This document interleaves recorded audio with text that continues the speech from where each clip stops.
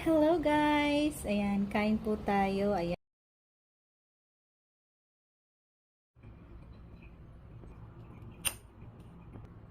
Ito, dalawang piraso is $4. So, $2 isang piraso. Galing pa to sa Pinas. So, dahil gusto kong kumain, so bumili tayo. Ayan. Tapos may sausawan ako dito na sili na may asin. Kasi nakalimutan kong bumili. Nakalimutan kong bumili ng alamang. So, ayan, titikman natin kung masarap ba. Masarap ba? So, literally talaga na Indian Mingo. Kunig. So, ayan. Tamis! Akala ko kanina, yung maasim siya, yung hindi ko expect na hinog na pala to. Tamis. Talagang, ang sarap ng lasa. Pag sa Pinas talaga, ang sarap talaga ng lasa. Mm. Mm. Hindi mo na kailangan sa usaw kasi, yung tamis niya. Mm.